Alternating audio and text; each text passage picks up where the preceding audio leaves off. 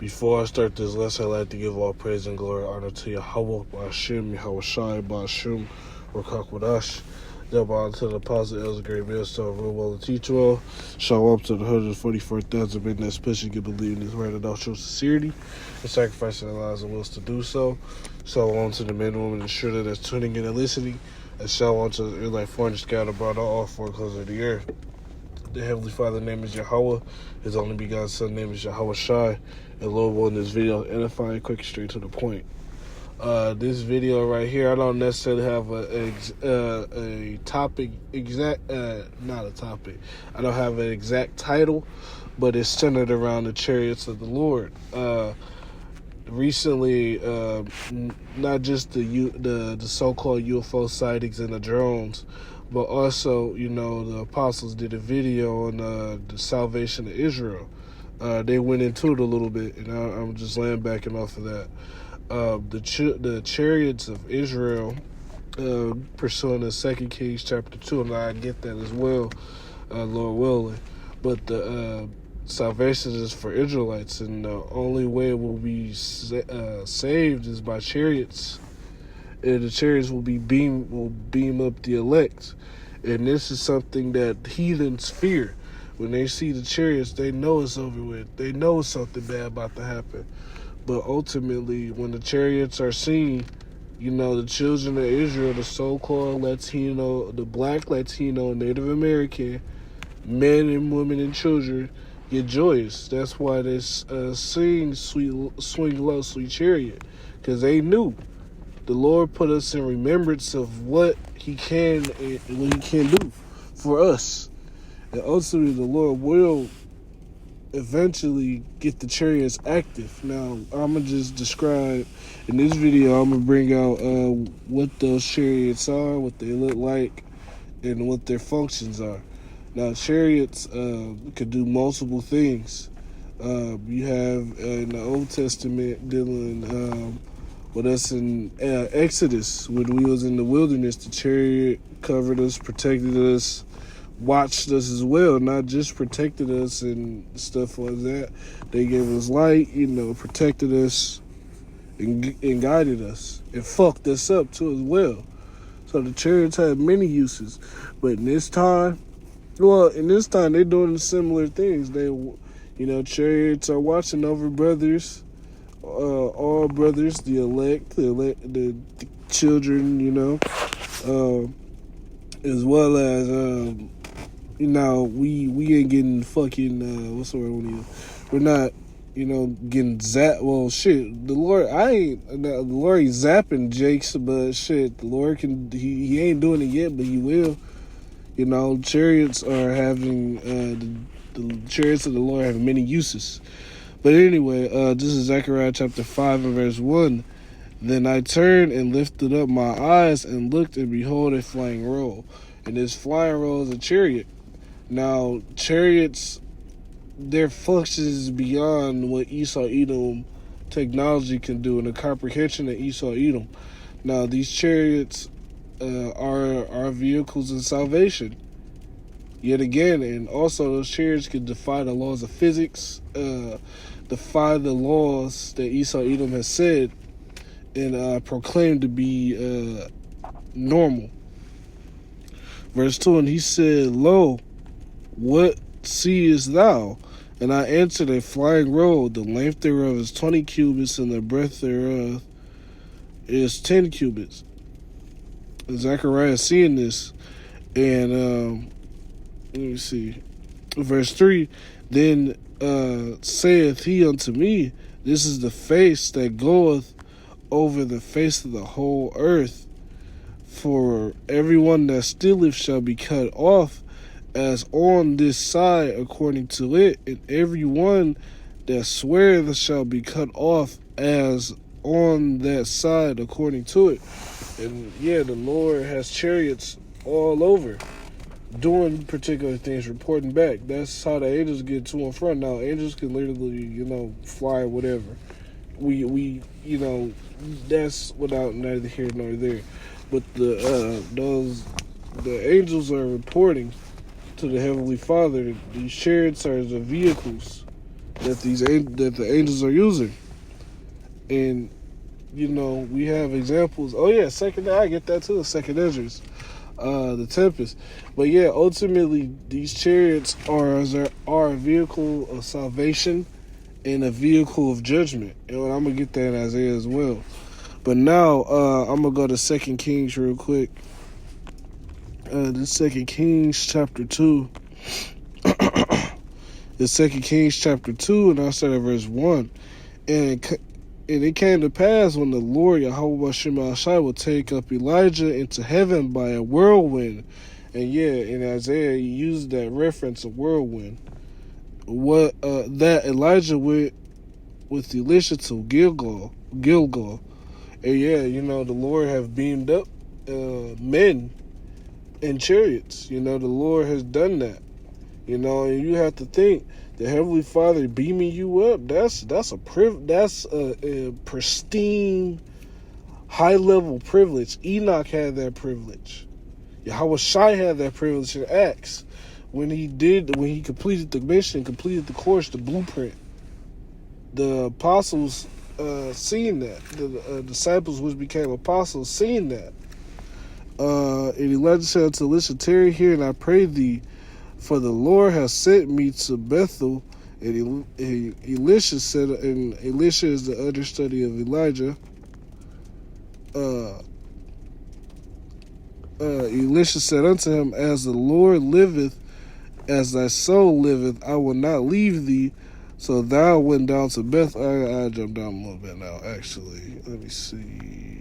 Is it verse 12 I'm thinking of? Let me see.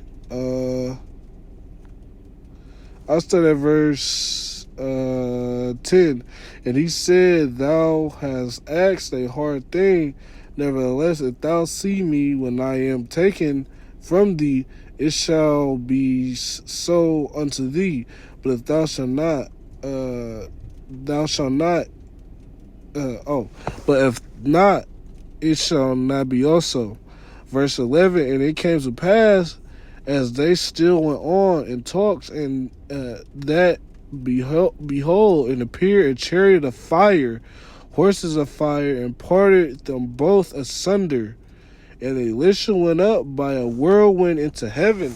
So Elisha, Salakia. Oh, I said Elisha, Salakia. And Elijah went up by a whirlwind into heaven.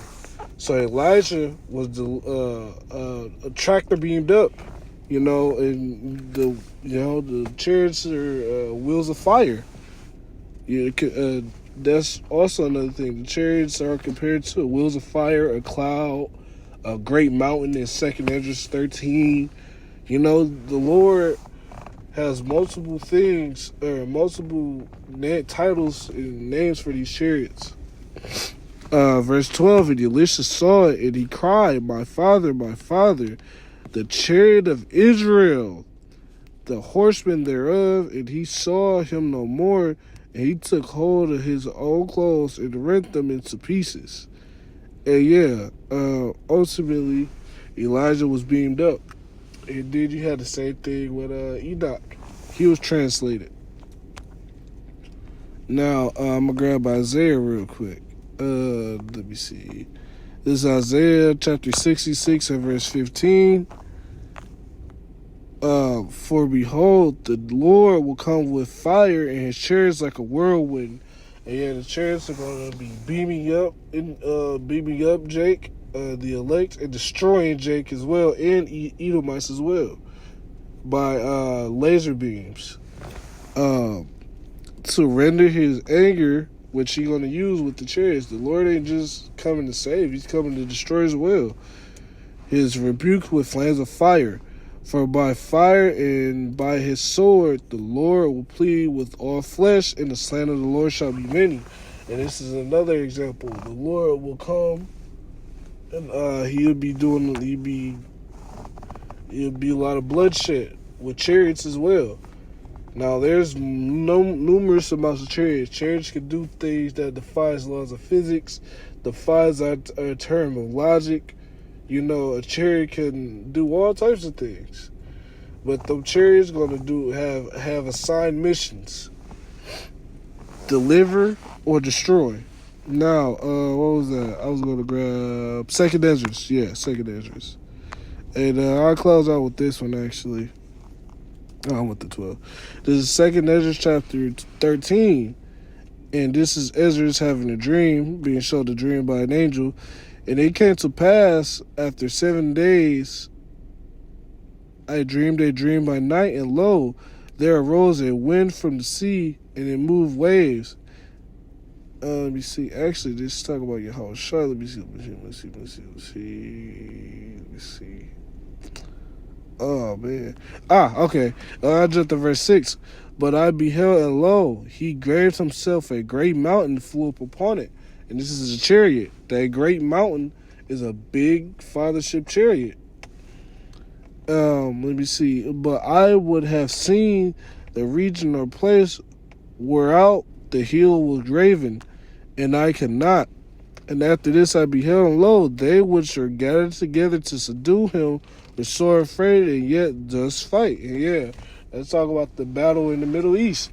When the Lord Yahweh comes back, he's just going to slaughter all of them. And by let me not use slaughter. The Lord's going to eviscerate and obliterate them. They're going to be ash, nothing, dust. Carcass is going to be everywhere. Things of that nature. When the Lord comes back, he's destroying, he's slaying, he's conquering. And let me see.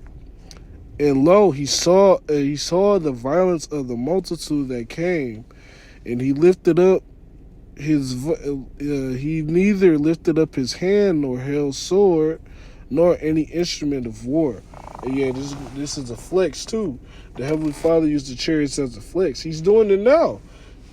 All these things that these chariots are doing, doing some crazy, doing something crazy. Like, these chariots can defy the laws of it. They can grow in size, shrink in size, literally change their appearance into anything, a cloud, whatever.